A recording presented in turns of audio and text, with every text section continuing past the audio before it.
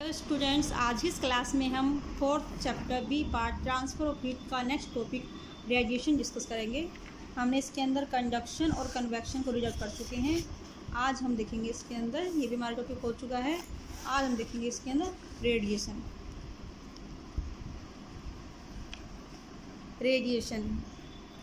Radiation is the transfer of heat in the form of infrared rays. तो radiation क्या है? एक प्रकार से ट्रांसफ़र ऑफ हीट। ये इसमें भी हीट का क्या होता है? ट्रांसफ़र होता है, लेकिन किस फॉर्म में? इंफ्रारेड रेज के रूप में। जो हमारे इंफ्रारेड रेज होती हैं उसके रूप में जो हीट का ट्रांसफ़र होता है उसको हम बोलते हैं radiation. When heat energy is transferred through space, जब हीट एनर्जी स्पेस से ट्रांसफ़र होती हैं, रेडिएशन टेक प्लेस, तो उसको रेडिएशन उस हीट को लेकर के आती हैं। In radiation heat travels in straight line from the hotter body to the colder one. Radiation में क्या होता है? जो हीट होती है वो स्ट्रेट लाइन में ट्रेवल करती है। जैसे इस डायग्राम हम देख सकते हैं, ये जो मॉलिक्यूल्स के अंदर हीट हॉटर बॉडी है और उसके अंदर रेडिएशन के रूप में सीधी रेखा में इसको सीधी लाइन के अंदर ये कोल्डर बॉडी की तरफ मूव करती हैं। फिर इसको गर्म हो गया, फिर आगे कोल्डर बॉडी की तरफ मूव करेंगी। ठीक है, इस प्रकार से हॉटर बॉडी से कोल्डर बॉडी की तरफ मूव करती है एक सीधी लाइन के अंदर। तो इसमें बताया है कि इन रेडिएशन में heat travels in straight line from the hotter body to the colder one. जो हॉटर बॉडी होती है उससे कोल्डर वंस की तरफ हीट ट्रेवल करती है स्ट्रेट लाइन में, विदाउट हीटिंग द मीडियम। उसमें कोई भी हीटिंग मीडियम आवश्यक नहीं होता है। Radiation needs neither a conducting medium और nor convecting fluid for transfer. जिस प्रकार से कंडक्शन में हमें मीडियम चाहिए था, कन्वेक्टिंग में हमें फ्लूइड के अंदर करंट चाहिए थी, उसी प्रकार से रेडिएशन के अंदर ना तो मीडियम चाहिए, ना ही उसके अंदर कोई फ्लूइड्स चाहिए होता है हीट को ट्रांसफ़र करने के लिए। ये वैक्यूम में भी हो सकता है। वैक्यूम वह स्टेट होती है जिसके अंदर बिल्कुल हवा नहीं होती है, जैसे कि स्पेस के अंदर अंतरिक्ष में होती है। It occur even in vacuum, ये वैक्यूम में भी हो सकता है। जैसे हमारा सूरज है, सूर्य से जो हमारी हीट एनर्जी आती है वो किसी द्वारा रेडिएशन से आती है, क्योंकि अंतरिक्ष में क्या होता है, तो वैक्यूम के अंदर भी क्या होता है? हीट का ट्रांसफ़र होता है। तो जब सन की एनर्जी हमारे पास आती है हीट के रूप में, तो वहाँ पे अंतरिक्ष के अंदर, स्पेस के अंदर, वहाँ पर कोई वो एयर नहीं होता, कोई मीडियम नहीं होता, वहाँ से भी हीट हमारे पास पहुँच जाती है। मतलब वो रेडिएशन से पहुँचती है और रेडिएशन के अंदर कोई भी हमें मीडियम की आवश्यकता नहीं होती है। Each hot object transfer heat by radiation. प्रत्येक जो हॉट ऑब्जेक्ट होता है वो हीट को ट्रांसफ़र करता है रेडिएशन के द्वारा। Whether it is solid, liquid और गैस, चाहे वो कोई भी हो, सॉलिड हो, लिक्विड हो या गैस हो, वो रेडिएशन के द्वारा ही हीट को ट्रांसफ़र करता है। It lets out heat rays to the surrounding just as a bulb और a candle lets out light rays. ऐसा कहने का मतलब ये है कि जो सॉलिड, लिक्विड, गैस, तीनों के अंदर क्या होता है? रेडिएशन होता है। तीनों ही फेज के अंदर रेडिएशन होता है। हम जो कैंडल को जलाते हैं या बल्ब को जलाते हैं तो लाइट रेज निकलती है, और लाइट रेज के साथ में क्या निकलती है? हीट भी रिलीज होती है। This is how we receive heat from the sun. हम किस प्रकार से सन से हीट को रिसीव करते हैं? तो the amount of heat absorb by body depends upon the distance between it. तो सन से हम जो हीट रिसीव करते हैं वो कैसे करते हैं? हीट से रेडिएशन आती है, उस रेडिएशन से इंफ्रारेड रेज आती हैं, उनसे हम रेडिएशन से हम हीट को रिसीव करते हैं। The amount of heat absorb by a body depends upon the distance between it. अगर किसी बॉडी के द्वारा जो हीट एब्जॉर्ब की जाती है वो डिपेंड करती है कि उन दोनों के बीच में दूरी कितनी है। एक हॉटर बॉडी है, एक कोल्डर बॉडी है, इन दोनों का जो डिस्टेंस कितना है इस पर डिपेंड करता है उसने कितनी हीट को एब्जॉर्ब किया है। And the source of radiation, मतलब जो सोर्स ऑफ रेडिएशन है, द सोर्स ऑफ रेडिएशन, जो रेडिएशन का सोर्स है और जो हमारा ऑब्जेक्ट रखा है उसके बीच में कितनी दूरी, इस पर डिपेंड करता है कि वो कितनी हीट एब्जॉर्ब करता है। The planets that are farther away from the sun than the earth receive less heat radiation from the sun than the earth. जो प्लैनेट हमारे पृथ्वी की तुलना में सन से अधिक दूर हैं वो कम मात्रा में हीट रेडिएशन को ग्रहण करते हैं, क्योंकि वो हमारी अर्थ की तुलना में सन से अधिक दूरी पर होते हैं।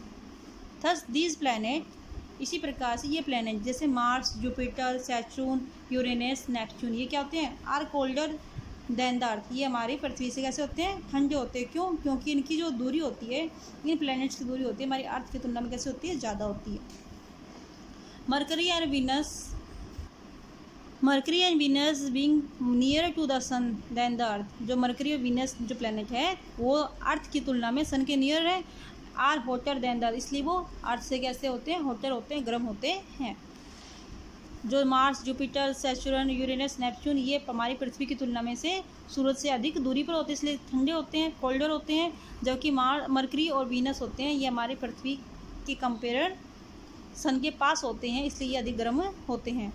Dark colour and light colour objects, dark colour और लाइट कलर की जो वस्तुएं हैं उसका हीट रेडिएशन पर क्या प्रभाव पड़ता है। टेक 2 टिन्स, हमने 2 टिन लेते हैं, tin can of the same size की, and paint one of them black, उनमें से एक को हमने ब्लैक से पेंट कर दिया है। हम देखते हैं और उसमें क्या करते हैं, pure equal quantity of water in each of the can, और प्रत्येक कैन में से हमने इक्वल मात्रा में पानी की मात्रा उसमें डाल दी है। Place both the can in the sunshine at noon for about 1 hour, और 1 घंटे के लिए दोनों को हमने धूप में रख दिया है। Now record the temperature of the water in the each of them, और प्रत्येक का हमने वाटर का टेम्परेचर हमने नोट किया है। The water in the black tin is found warmer, तो जो ब्लैक टिन का जो पानी है वो कैसा मिलता है, गर्म मिलता है हमें। दिस इज़ सो, इसलिए होता है क्योंकि the dark colour object are good observer of heat radiation than light colour objects. ये क्यों होता है, क्योंकि जो डार्क कलर के ऑब्जेक्ट होते हैं वो हीट रेडिएशन को अधिक मात्रा में गुड ऑब्जर्वर होते हैं लाइट कलर ऑब्जेक्ट की तुलना में। मतलब जो डार्क कलर होता है वो लाइट कलर की तुलना में हीट रेडिएशन को अधिक मात्रा में ऑब्जर्व करता है। अब हम देखते हैं application of heat, radiation of heat, applications of radiation of heat. अब रेडिएशन ऑफ हीट के एप्लीकेशन हम इसमें देखेंगे। फर्स्ट है, it is better to wear light colours cloth in summer and dark clothes in winter. यह अच्छा होता है कि हम गर्मियों के अंदर हल्के रंग के कपड़े पहने और सर्दियों में डार्क कलर के कपड़े पहने। तो इसका रीज़न हमने अभी ऊपर देखा है, क्योंकि जो डार्क कलर के ऑब्जेक्ट्स होते हैं वो गुड ऑब्जर्वर होते हैं हीट रेडिएशन के देन लाइट कलर ऑब्जेक्ट। हल्के कलर की तुलना में जो डार्क कलर होते हैं वो ऑब्जेक्ट होते हैं गुड ऑब्जर्वर ऑफ हीट होते हैं। इसलिए सर्दियों में अगर डार्क कलर के हम कपड़े पहनते हैं तो हीट को अधिक मात्रा में एब्जॉर्व करेंगे, जिसके कारण हमें सर्दी से बचाव होगा। और गर्मियों के अंदर लाइट कलर के कपड़े हम पहनते हैं तो वो क्या करते हैं, हीट को कम मात्रा में एब्जॉर्व करेंगे, इससे हमें गर्मियों में गर्मी कम लगेगी। It is better to wear light colour cloth in summer because they absorb a small fraction of radiant heat from the sun and reflect a large fraction of heat. मतलब ये सन से जो हीट मिलती है, रेडिएंट हीट मिलती है, उसका हम कम मात्रा में ही ये एब्जॉर्व कर पाते हैं, अधिक मात्रा में इसको रिफ्लेक्ट कर देते हैं। It is better to wear dark clothes in winter because they keep us warm by absorbing most of radiant heat of the sun and reflecting very little of it. और जो हम सर्दियों के अंदर डार्क कलर के कपड़े पहनते हैं ये क्या करते हैं, अधिक मात्रा में रेडिएशन हीट का ऑब्जर्वेशन करते हैं और कम मात्रा में इसको रिफ्लेक्ट करते हैं। इसलिए हम सर्दियों के अंदर डार्क कलर के कपड़े पहनते हैं, जबकि गर्मियों के अंदर हल्के रंग के कपड़े पहनते हैं। नेक्स्ट एप्लीकेशन इसकी है, cloudy nights are warmer than the clear nights. जो बादल वाली रात होती है, जिसमें बादल बने होते हैं, वो कैसे होती है, वार्मर होती है और क्लियर नाइट की तुलना में। क्यों होता है, इसका रीज़न देखते हैं हम। Cloudy night are warmer than clear night due to the fact that heat which is radiant by the earth is again reflected back by the clouds. जो हीट पृथ्वी के द्वारा रेडिएट की जाती है दिन के अंदर जो सूरज हमें पृथ्वी हीट देता है, उस हीट को जो अर्थ है उसको गेन कर लेती है और जब रात के समय उसको वापस रेडिएट करती है, तो उस समय जो रेडिएट हीट होती है उसको क्लाउड से करते थे, क्लाउड उसको वापस रिफ्लेक्ट कर देते हैं। On the other hand this phenomena is not possible when the night is clear. और इसी प्रकार से नाइट क्लियर होती है तो बादल वहाँ पे होते ही नहीं है, तो इस प्रकार से जो हीट अर्थ ने एब्जॉर्व की थी उसको रेडिएट करते हैं तो वहाँ पर कोई रिफ्लेक्शन नहीं होता है। इसलिए क्लाउडी नाइट्स में कैसे होते हैं, वार्म होती हैं than the clear nights. Next इसका एप्लीकेशन है third, radiation of cars and air conditioner are painted black. जो कार होते हैं और एयर कंडीशनर होते हैं वो ब्लैक कलर से पेंट क्यों किए जाते हैं, उसके रेडिएटर होते हैं वो ब्लैक कलर से पेंट किए जाते हैं। In this way the radiation maximum amount of the heat to produce cooling effect. यह क्यों होता है, क्योंकि इसके अंदर जो मैक्सिमम अमाउंट ऑफ हीट, अधिकतम मात्रा में इसका अमाउंट हीट की मिलनी चाहिए टू प्रोड्यूस कूलिंग इफेक्ट, ताकि कूलिंग इफेक्ट उत्पन्न हो सके। नेक्स्ट इसका है sunlight is hot while moonlight is cool. Sunlight कैसी होती है? हॉट होती है, जबकि मूनलाइट चंद्रमा की जो रोशनी होती है वो कूल होती है। क्यों होती है? इसका रीज़न देखो, the moon does not have it own light. जो मून होते हैं वो खुद की लाइट नहीं रखता है। The radiation from the sun fell on the moon. जो मून की रेडिएशन होती है, सॉरी, जो सन की रेडिएशन होती है वो मून पर जाती है। Since the surface of the moon is rough and dull. तो मून की जो सरफेस है कैसी है? रफ है और डल है। It is good absorber of radiant heat and light. इसलिए ये क्या होता है? गुड एब्जॉर्वर होता है, जो सन से लाइट मिल रही है, हीट मिल रही है, उसको एब्जॉर्व कर लेता है। Only a fraction of the incident radiation is reflected by the moon. और सन के द्वारा उसने हीट एब्जॉर्व की है, उसका कुछ मात्रा में ही रेडिएशन का रिफ्लेक्टेड होती है। थस इस प्रकार moonlight is cool on the earth. इसलिए मूनलाइट होती है वो पृथ्वी के लिए ठंडी होती है। Why sunlight is direct hot radiation from the sun. और सनलाइट में क्या होता है? जो सन से डायरेक्ट हॉट रेडिएशन प्राप्त होती है, इसलिए सनलाइट कैसी होती है? गर्म होती है, जो कि मूनलाइट कैसी होती है? ठंडी होती है। अब इस चैप्टर का लास्ट टॉपिक हमारा है थर्मोफ्लास्क। थर्मोफ्लास्क जैसे हम घर के अंदर थर्मस देखते हैं, उसी प्रकार को किस प्रकार से कार्य करता है उसको हम यहाँ पर देखेंगे। We use thermos flask to keep liquid hot और कोल्ड फॉर लॉन्ग टाइम। हम थर्मोफ्लास्क का यूज़ करते हैं कि लिक्विड जो भी गर्म है, चाय या कॉफ़ी, तो उसको गर्म रखिए, या हमने ठंडा पानी रखा, आइस वाटर रखा है, तो उसको लंबे समय तक ठंडा रखिए। मतलब जिस पोजीशन में है वो उसी पोजीशन में लंबे समय तक रहे, इसलिए हम थर्मस फ्लास्क का यूज़ करते हैं। जो भी लिक्विड हम ले रहे हैं, गर्म या ठंडा, उसको लंबे समय तक उसी पोजीशन में बनाए रखने के लिए हम थर्मस फ्लास्क का यूज़ करते हैं। It consist of a double walled glass flask. इसके अंदर डबल लेयर का, इसमें क्या होता है? ग्लास का लेयर होती है। विद एन इनसाइड मेटेलिक और plastic case with the cork supported. इसमें कॉर्क की सपोर्ट की सहायता से, इसमें क्या मेटेलिक केस है, अंदर की तरफ कैसा होता है? मेटल की लगी होती है, और बाहर भी कैसा मेटेलिक लगा होता है।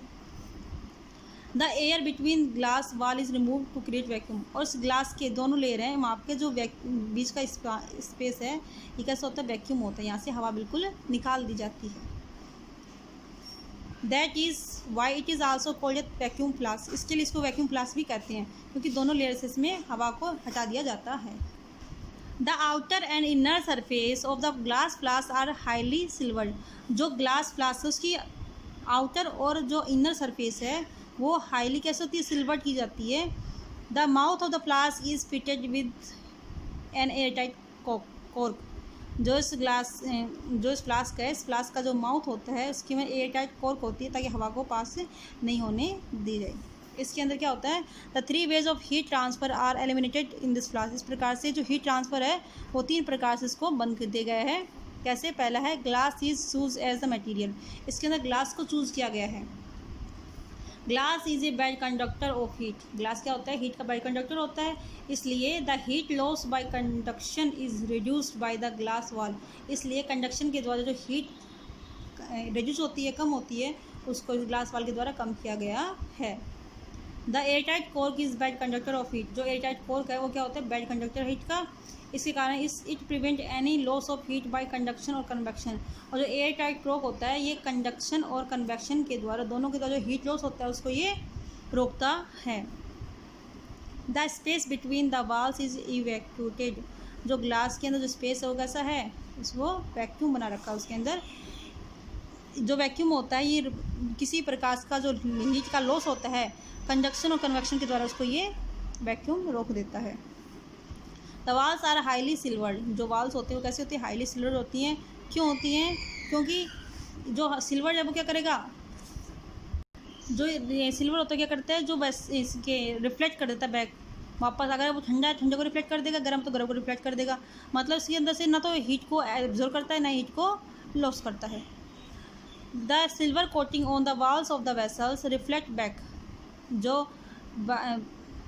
वेसल्स की जो वाल है वो सिल्वर कोटिंग होती है, तो ये हीट को रिफ्लेक्ट कर देता है, हीट रेडिएशन को रिफ्लेक्ट कर देता है। थस इस प्रकार heat bye radiation can neither enter inside the flask. इस प्रकार से जो हीट होती है वो फ्लास्क के अंदर प्रवेश भी नहीं कर सकती और nor go out of the flask, और ना ही ग्लास से बाहर जा सकती है। थस इस प्रकार most of the transfer of heat is stop. इस प्रकार से अधिकांश जो हीट का ट्रांसफर होता है वो रुक जाता है। That is why temperature of the hot or cold liquid kept inside the thermos is maintained for a long time. इसलिए जो थर्मोस हैं इसके अंदर जो भी हमने लिक्विड रखा है, चाहे वो गर्म हो या ठंडा, वो लंबे समय तक मेंटेन रहता है। ठीक है बेटा। तो थर्मोस फ्लास्क के अंदर लंबे समय तक मेंटेन होने के कारण 3 रीजन है इसके। Glass is chosen as the materials, दूसरा है the space between the walls is evacuated, the walls are highly silvered. इनका रीजन हमने इसको देख चुके हैं। अब हम देखते हैं इसके आगे क्वेश्चन आंसर। फर्स्ट क्वेश्चन है, in which state of matter does heat transfer by conduction mainly take place. Conduction मुख्य रूप से किस प्रकार के मैटर के अंदर होता है? तो सबसे पहले सॉलिड के अंदर। तो इसका फर्स्ट आंसर है, जो हीट ट्रांसफ़र होती है कंडक्शन, वो सॉलिड्स के अंदर होती है। सेकंड क्वेश्चन है, in which method of heat transfer do molecules move in current. कौन से मेथड, इन विच मेथड, किस प्रकार मेथड में हीट ट्रांसफ़र होती है, do molecules move in current, जिससे मॉलिक्यूल्स करंट के रूप में मूव्स करते हैं। तो ये जो ट्रांसफ़र हीट का जो मेथड है ये होता है कन्वेक्शन। कन्वेक्शन जो मेथड होता है उसके अंदर मॉलिक्यूल्स मूव करते हैं करंट के रूप में और हीट को ट्रांसफ़र करते हैं, तो इसमें है कन्वेक्शन मेथड। नेक्स्ट है, by what method does the heat from the sun reach the earth. किस मेथड के द्वारा जो सन की हीट होती है और हमारी अर्थ तक पहुँचती है। तो इसमें आता है इन रेडिएशन हीट, या फिर बाई रेडिएशन मेथड के द्वारा जो heat from the sun reach the earth. In which from is the heat energy when radiation take place. इसमें इंफ्रारेड रेज के रूप में हीट एनर्जी ट्रांसफ़र करती है जब रेडिएशन होता है, तो इंफ्रारेड रेज के रूप में। तो इन विच फॉर्म, तो इंफ्रारेड रेज फॉर्म में। How do the molecules of a liquid और गैस बिहेव ऑन हीटिंग। किस प्रकार से जो लिक्विड और गैस के मॉलिक्यूल्स होते हैं वो गर्म करने पर बिहेव करते हैं। तो जो लिक्विड और गैस के मॉलिक्यूल्स होते हैं वो गर्म करने पर वो फास्टर मूव करते हैं और उनके अंदर जो करंट फ्लो होता है,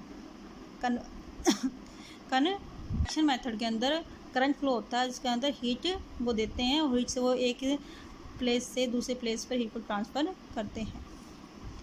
why should you wear white clothes in summer. हम आप गर्मियों के अंदर वाइट रंग के क्लॉथ्स क्यों पहनते हो? क्योंकि रीजन हमने पीछे अभी देखा था कि जो लाइट कलर्स होते हैं वो हीट को कम एब्जॉर्ब करते हैं, जिसके कारण समर के अंदर हम अगर लाइट हीट को हम कब ऑब्जॉर्व करेंगे, अधिक मात्रा में रिफ्लेक्ट करेंगे तो हमें गर्मी कम लगेगी। इसलिए हमें गर्मियों के अंदर वाइट कलर के क्लॉथ्स पहनने चाहिए। तो आज क्लास में इतना ही करेंगे। नेक्स्ट क्लास के अंदर नेक्स्ट क्वेश्चन के साथ। ओके बेटा, थैंक यू।